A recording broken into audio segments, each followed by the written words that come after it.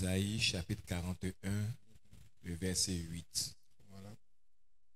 Mais toi, Israël, mon serviteur, Oui. Jacob que j'ai choisi, Mhm. race d'Abraham que j'ai aimé, Mhm. toi que j'ai pris aux extrémités de la terre et que j'ai appelé d'une contrée lointaine, à qui j'ai dit, tu es mon serviteur, je te choisis et ne te rejette point. Je continue. Donc, on va s'arrêter là. On reprend un peu. 8. Mais toi, Il dit, mais toi, Israël, mon serviteur, Israël, toi, tu es mon serviteur. Oui. Jacob que j'ai choisi, Il dit, Israël, tu es mon serviteur. Tu es Jacob que j'ai choisi. race d'Abraham que j'ai aimé, Il y a une race que Dieu aime. C'est la race d'Abraham. toi que j'ai pris aux extrémités de la terre Chacun de nous doit, dans sa marche avec le Seigneur, se rappeler de là où le Seigneur allait le prendre. et que j'ai appelé d'une contrée lointaine, Le Seigneur allait nous chercher de très loin. Il nous a appelés alors qu'on était quelque part d'autre. Mhm. à qui j'ai dit, Et il nous a dit quelque chose. Oui, tu es mon serviteur, oui. je te choisis Mhm. et ne te rejette point. Je te choisis et je ne te rejette point. C'est vrai que demain nous démarrons la veillée, la retraite. Ok. Cette retraite-là, c'est la retraite de Bérite. Donc, on ne va pas voir beaucoup de personnes extérieures comme on a l'habitude de voir. Parce que on doit se parler à l'intérieur. Donc, on fera une retraite interne. Donc, on n'a pas insisté sur la com beaucoup comme les autres fois. Non, non, non. Parce que j'ai besoin de nous parler à l'intérieur. On doit être des gens, des serviteurs de Dieu qui se rappellent toujours où le Seigneur est parti nous choisir. Si on veut grandir notre intimité, on veut grandir notre marche avec le Seigneur, il faut qu'on se rappelle là où il nous a choisis. Et puis là où il veut partir avec nous. Si on perd de vue ces deux choses-là, chemin faisant, on commence par entrer dans ce qu'on appelle le découragement. On commence par rentrer dans ce qu'on appelle la lassitude. On commence par rentrer dans des considérations.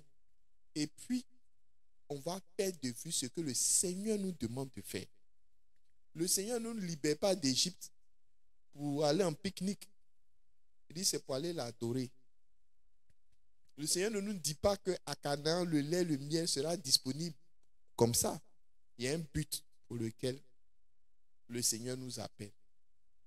Et la plupart des gens perdent de vue ce qu'ils sont ou ce qu'ils devraient être dans le Seigneur. Et on maximise notre vie sur ce que nous on veut. Voilà où la difficulté de beaucoup s'accroît. Oui, tu veux. Mais est-ce que tu es? Voilà quelqu'un, je disais ce soir à ma fille, voilà quelqu'un qu'on a formé pour qu'il soit un corps habillé. Et puis quand il sort là, lui, ça va être maçon. Vous ne trouvez pas que c'est un gâchis? C'est-à-dire, on t'a formé pour que tu sois opérationnel comme un corps habillé. Et toi, tu viens, tu dis non, tu veux être maçon parce que avant qu'on t'appelle pour être corps habillé, ton ami maçon, quand il soulève truelle, ça te plaît. Maintenant, il fait la maçonnerie du 1er au 31. Et puis à la fin du mois, quand on paye les corps habillés, lui il se plaint. Ah, mon ami, on dit l'ouvrier a droit à son salaire. Tout ce que l'ennemi va faire, c'est pour nous empêcher d'être en train de faire ce pourquoi Dieu nous a appelés. Deuxième chose, quand il dit à Jérémie, je te connaissais avant que tu ne sois dans le sein de ta mère, et je t'ai mis à part. Frère, on sera toujours mis à part. Toujours. Ma question, Dieu nous met à part pourquoi? Dieu nous met à part. Il dit, je t'ai mis à part pour que tu sois prophète pour les nations. Donc, imaginez Jérémie qui ne sait pas qu'il est prophète des nations. Et puis, il s'en va s'inscrire en faculté de médecine. Parce que son oncle est médecin, ça lui plaît. Donc, lui aussi veut sortir médecin, blouse blanche. Comment ils appellent ce qu'ils mettent dans leurs oreilles là? Pour écouter les battements des cœurs là. Sténoscope ou bien quoi là. Voilà, c'est ça. Et puis lui, c'est comme ça qu'il se voit. Donc, vous voyez qu'il va aider le monde. Il va aider les nations. Mais il ne sera pas en train d'aider les nations comme Dieu voudrait qu'il aide les nations. Il est médecin, mais pas le bon médecin. Donc voilà quelqu'un, quand il va le consulter les gens, il va les prescrire, même médicaments qu'on prescrit à tout le monde. Quand il lui prescrit les gens vont avoir insuffisance rénale, complications ici, et puis lui se retrouve dans des problèmes. Non. C'est parce que Jérémie ne s'est pas posé la bonne question. Il y a la personne que je veux être, et puis il y a la personne que je suis, que je dois être. Et beaucoup, on ne fait pas ça. On fait pas ça pourquoi? Parce que quand Dieu nous met à part, on quitte là-bas. Dieu nous prend, nous met à part. C'est qu'il veut être dans l'intimité avec nous. Regardez, chaque fois que Dieu a voulu faire des grandes choses avec quelqu'un, il les a mis à part. Quand il est parti, il voulait que les 12 ou les 11 là puissent bouleverser le monde par l'évangélisation, il les a mis à part. Il dit, restez dans la chambre haute, ne quittez pas celui-là, jusqu'à ce que le Saint-Esprit vienne sur vous. Quand Dieu nous met à part quelque part, c'est qu'il veut nous donner une portion de son esprit. Mais c'est pour travailler. Mais nous, on sera là-bas en train de... Non, moi, je ne comprends pas. Moi, je ne comprends pas. Chaque fois que tu ne comprends pas, là, pose-toi la question. Pourquoi tu n'as pas? Pourquoi Dieu t'a mis à part? Qu'est-ce que Dieu veut faire avec toi? Ça peut être à la maison, ça peut être au travail, ça peut être même dans ton foyer, ça peut être ici même, à la mission. Pourquoi?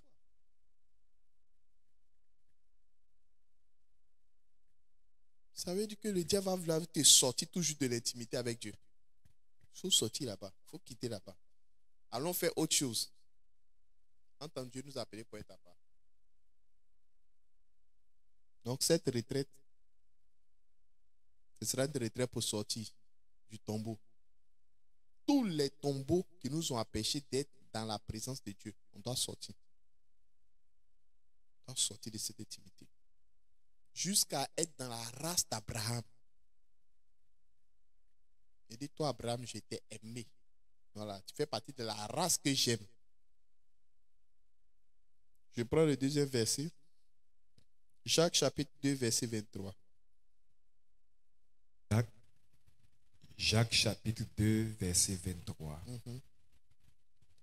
Ainsi s'accomplit ce que dit l'Écriture.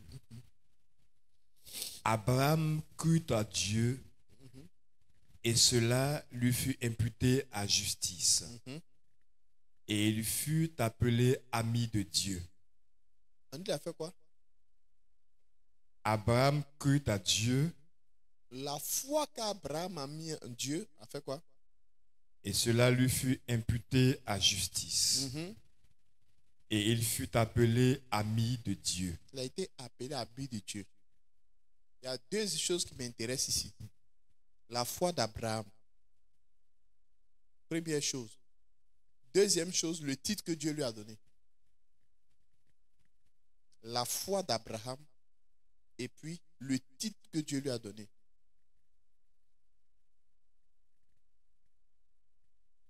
Suivons. On dit la foi d'Abraham a fait quoi? Il a cru. Tellement il a cru que ça lui a valu d'être appelé ami de Dieu. Suivez mon regard. Si la foi d'Abraham était une foi terrible, allez maintenant imaginer les épreuves d'Abraham. Quelqu'un dit, berger, moi je vis des épreuves terribles. Laisse-moi te dire qu'on veut vérifier ta foi. Ta foi doit correspondre au nom que Dieu veut te donner. C'est un nom d'intimité. Il dit ami. Dieu n'appelle pas quelqu'un comme ça ami. Tu te lèves le matin, tu as mangé 2 plats calés, puis tu es l'ami de Dieu. Non. Toi-même, dans la vie normale, là, pour que tu dises à quelqu'un, lui, là, c'est mon ami. Il y a des étapes que la personne doit passer. C'est pas tout le monde qui te promène là. Ah, Berger, ça, c'est mon ami, hein. Bon, il y a des gens aussi qui ont beaucoup d'amis, ils ont amis partout. Non, je parle des vrais amis. Quand tu dis ton ami, ça veut dire que c'est ton intime. Il te connaît, tu le connais. Quand si tu as pioché Berger à nous, il ne faut pas chercher loin. Berger Paten n'est pas les derrière. Si c'est Berger Paten tu as trouvé, il ne faut pas te presser même, reste tranquille. Dans les 2 minutes qui vont suivre là, Berger à nous va être là. Et on sait que ce sont des intimes, ce sont des amis, ce sont des frères. Ils ne vont pas aller loin. L'un ne va pas sans l'autre. Il ne faut pas te fresser. Tu veux attraper un. Attends. Tu vas les trouver. Mais c'est ça que Dieu veut vivre avec nous. Et si Dieu veut qu'on atteigne ce niveau-là, il dit si tu appelles, mon fils, si tu veux servir le Seigneur après ton âme à quoi? À l'épreuve, à la souffrance. Chaque épreuve vient te donner un nom. On fait prière, dit, Seigneur, tu dois m'appeler mon bien-aimé. Est-ce que tu comprends ce que tu as dit? Est-ce que tu as compris? Là, Gabriel m'a regarde et l'étonné. Est-ce qu'il comprend ce qu'il fait? Il dit dans la prière. Là. Seigneur, je dois être appelé ta bénédiction.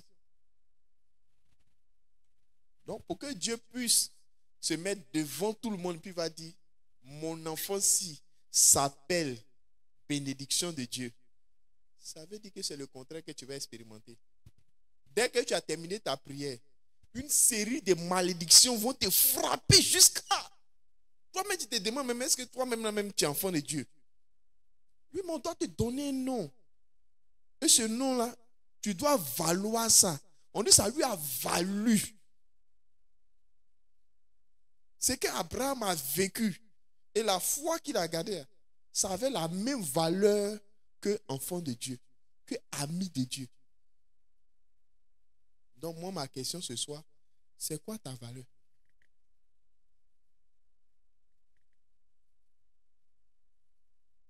Non, ça c'est chacun qui doit répondre personnellement. Quelle est ta valeur? Quand tu fais au nom du Père, du Fils et du Saint-Esprit, tu coûtes combien au ciel là-bas? C'est 2000, 2500 ou bien 1 milliard.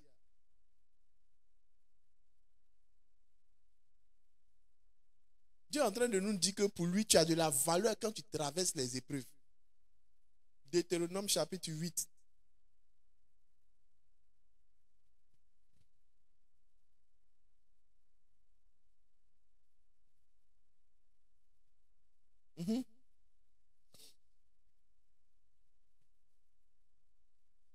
Commence par le premier verset. Deutéronome chapitre 8, à partir du verset 1. Vous observerez et vous mettrez en pratique tous les commandements que je vous prescris aujourd'hui, afin que vous viviez, que vous multipliez et que vous entriez en possession du pays que l'Éternel a juré de donner à vos pères. Vous avez vu? C'est-à-dire que quand Dieu se réveille le matin, quand nos yeux s'ouvrent et puis on dit qu'on est réveillé là, Dieu fait quoi? Commence à vérifier. Est-ce qu'on est dans l'observation? On doit faire quoi? On doit garder, c'est ça, non? Vous observerez et vous mettrez en pratique tous les commandements. On doit observer et puis on doit pratiquer. On doit mettre en pratique tous les commandements. Continue. Que je vous prescris aujourd'hui, afin que vous viviez, que vous multipliez, voilà, et que vous entriez en possession du pays que l'Éternel a juré de donner à vos pères. On dit on ne jure pas, mais Dieu a juré de te donner. Mais à 3 niveaux. On ne jure pas, mais Dieu a juré. Il dit, il te donne ça. Il a juré de donner ça à nos pères. Nos pères n'ont pas pu prendre. Donc Dieu jure encore. Il dit, il a donné ça à leurs enfants. Si on ne peut pas prendre, va jurer encore de donner à nos petits-enfants. Continue. C'est 21h. Souviens-toi de tout le chemin que l'Éternel, ton Dieu, t'a fait faire pendant ces 40 années dans le désert, afin de l'humilier et de t'éprouver pour savoir quelles étaient les dispositions de ton cœur et si tu garderais ou non ses commandements. Bien vu. Dieu veut nous donner non. Nous, on fait des prières pour avoir des noms. Dieu dit, ah bon, il n'y a pas de problème. Je vais voir. Donc, il met sur ta route humiliation. Tu es humilié jusqu'à maintenant, tu dis, eh. Dieu dit, je veux voir. Toi particulièrement, je veux voir. Si oui ou non, ce qu'il te dit là, tu gardes ça. C'est ça qui intéresse Dieu. Lui, voiture ne l'intéresse pas, papa, mon dedans. Immeuble ne l'intéresse pas, papa, dorme dedans. Il n'a pas besoin de ça pour dormir. Mais ce qui l'intéresse, c'est toi et moi. On te fait tout ton rognon est chaud. La dernière fois que papa m'a parlé, ça m'a fait mal. Dieu dit, je sais. Mais il voulait dire de te parler comme ça, il veut voir. Si oui ou non, tu gardes les commandements. C'est ça qui va te donner la vie. Continue. S'il t'a humilié, il t'a fait souffrir de la faim et il t'a nourri de la manne que tu ne connaissais pas et que n'avaient pas connu tes pères, afin de t'apprendre que l'homme ne vit pas seulement de pain, mais que l'homme vit de tout ce qui sort de la bouche de l'Éternel. Voilà comment on devient intime de Dieu. Quand il dit l'homme, c'est son intime. Il y a l'homme qu'on est n'est pas intime, et puis il y a l'homme qu'on est intime. Il dit, souviens-toi. Dites-moi à quel moment on se souvient. En tout cas, il y a deux moments forts de l'homme où on se souvient. Qui c'est? Rappelle-toi tes souvenirs. Quand tu rentres, tu es plongé dans tes souvenirs, il y a deux moments. Il y a deux moments en général. Tu es là quand tes souvenirs viennent. Soit tout va bien, tu es très heureux, puis tu commences à te rappeler. Soit ça va très mal, et puis tu vas te rappeler. C'est les deux moments.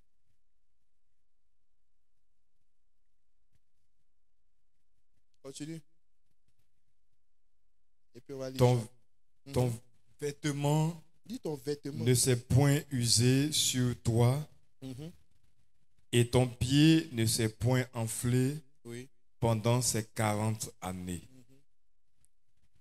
Reconnais en ton cœur que l'Éternel, ton Dieu, te châtie comme un homme châtie son enfant. Son bien-aimé. Quand il dit enfant, c'est son bien-aimé. Dis reconnais. C'est-à-dire qu'au-delà de tout ça, il faut admettre, il faut reconnaître dans ton cœur, au plus profond de toi-même, que ça là, c'est la preuve de l'amour de Dieu. Il y a un nom que tu dois avoir. En tout cas, un bon parent qui veut que son enfant réussisse, il met tous les moyens. Il ne va pas regarder la télévision comme tout le monde. Mais s'il regarde la télévision, il ne va pas réussir. Il ne va pas aller se promener où tous les autres amis se promènent. Mais s'il se promène, il ne va pas réussir. Donc, tu vas le priver, dresser, contrôler. Ça, c'est que papa, ça. Mais c'est que maman, ça.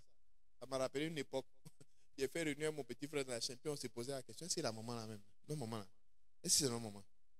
On était sûr que quand on nous a accouchés puis on nous a mis à l'hôpital là, dès que notre vraie maman ne faisait pas, elle n'a pas fait attention, puis la femme là nous a pris pour venir chez elle à la maison. Puis elle dit que nous sommes des enfants. Ah! Mais de la manière dont elle se comporte avec nous là, c'est pas comme ça les mamans des autres personnes là, nos amis là, se comportent. Mercredi, on va pas à l'école là. Nos amis sont jouer ballon. On dit à match, ils sont joués. Ce sont les mamans qui lavent à pied. Nous, mercredi, elle sort 3 bassines. Tu as ton savon. On dit, elle fait contrôle des habits sales. Puis si elle dit envoyé, tu as trié, tu as pris 2, 3. Non, elle met ça. Puis elle met le tas. Tu laves premier tour, deuxième tour. Après, tu presses dedans. Quand tu as fini ça, tu es sauvé. Elle dit, on ne mange pas à midi. Donc, tu vas prendre. tu aimes un riz ou bien tu aimes un foutou ou bien tu aimes un bo. Donc en fonction. Quand tu finis, tu penses que tu es sauvé. Ça, c'est midi, elle est arrivée. Quand tu finis de manger, elle dit non. Quand on mange à midi, tout le monde fait la sieste. Donc elle ferme la porte, elle rentre dans sa chambre avec la clé. Tout le monde dort jusqu'à... Mais en tant qu'enfant, imagine combien de fois tes camarades ont joué jusqu'à... Ils ont atteint le summum même dans le jeu. Ton âme est triste comme ça. Mais c'est parce qu'elle nous a réglé dans son amour. Elle voulait qu'on réussisse. Elle nous a réglé. Aujourd'hui, là, c'est maintenant qu'on comprend. Si elle nous avait laissé faire ce qu'on voulait faire, c'était la preuve qu'elle ne nous aimait pas. Elle veut pas. Là où elle voulait qu'on soit, là, c'est pour ça qu'elle nous a sécurisés. Donc, pose-toi la question. Qu'est-ce que Dieu veut faire toi? Voilà. En fonction des épreuves, la multiplication des épreuves dans ta vie, arrête-toi et puis dans ton miroir, puis tu dis miroir, je te dis, c'est la vérité. Dieu t'aime trop. Ton amour est trop pour toi. Tu dois réussir. C'est à cause de ça. Si tu te laisses aller te promener où tout le monde rit vite là, tu n'as pas vite réussi. Dernier passage. On a déjà lu Jacques chapitre 2, non? Comment? Marc maintenant chapitre 1 verset 35. Puis on s'en à la maison. 31 ou 35? 35. 35, ah d'accord. Mhm. Vers le matin, pendant qu'il faisait encore très sombre, il se leva et sortit pour aller dans un lieu désert où il pria. Alors qu'il faisait encore sombre.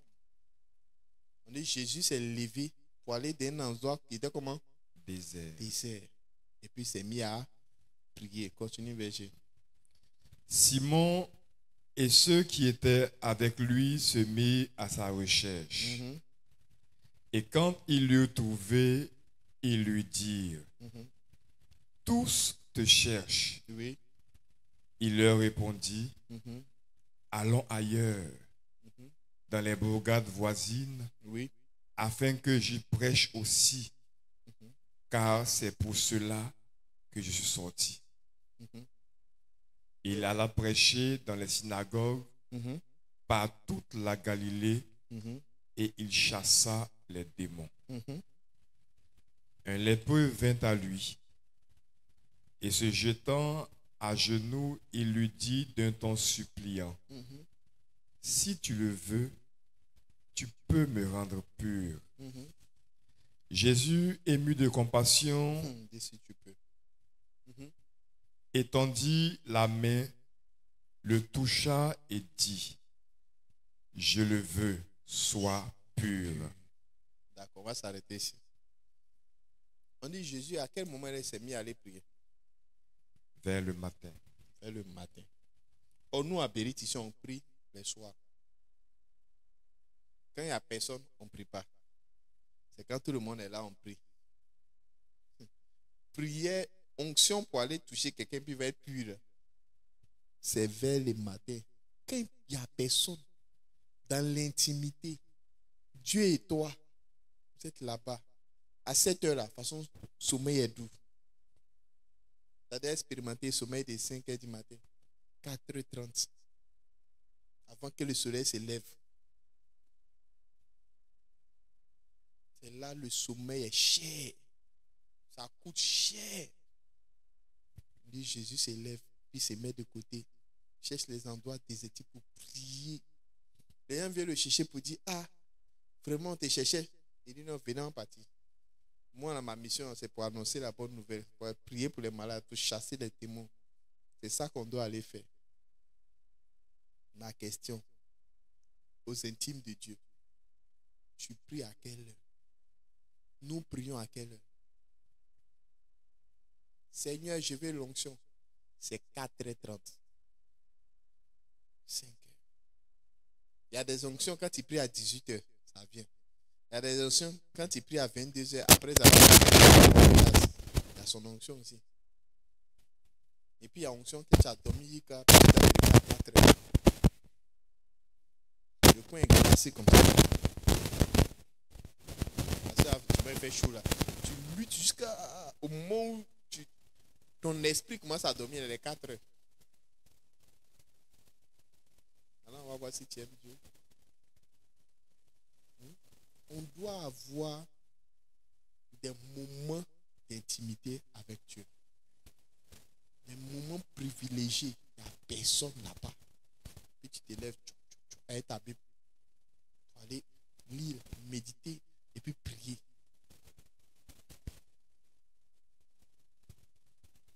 Parce que quand les gens sont intimes, ce n'est pas en public qu'ils se parlent.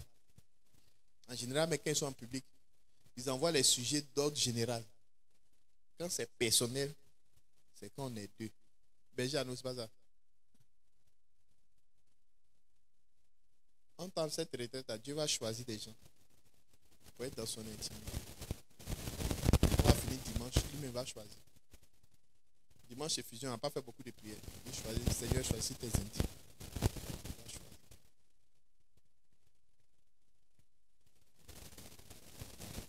Réfléchissons, méditons beaucoup sur notre intimité avec Dieu. Je vais m'arrêter ici aujourd'hui. Après la retraite, on pourra continuer. Mais il faudrait que cette retraite soit pour nous le temps de la méditation en s'appuyant sur ces paroles. Sors.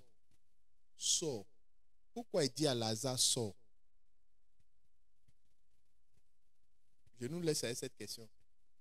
On est venu dire à Jésus, quelqu'un a couru jusqu'à qu'il est arrivé même là, il ne pouvait plus respirer. Il est venu dire à Jésus, ton frère Lazare, ton ami Lazare est malade à mourir. Est-ce qu'il est parti vite? Maintenant, il arrive. Funérailles a commencé à arriver au milieu. On dit, ça fait 3 jours que Lazare est dans le tombeau. Et puis maintenant, il vient et puis il dit, sors. Ma question, pourquoi il dit à Lazare de sortir?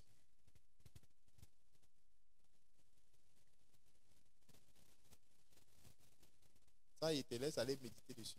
Tu as jusqu'à dimanche pour me donner la réponse. Pourquoi Lazare dit d'une voix forte, Lazare sort? Pourquoi Dieu doit dire ça dans nos vies? Pourquoi un moment où on a insisté dans la prière, Jésus n'avait pas, comme, il s'est comporté comme quelqu'un qui n'avait pas notre temps. Et puis maintenant, il doit venir dire, Lazare sort. Qu'est-ce qui a changé?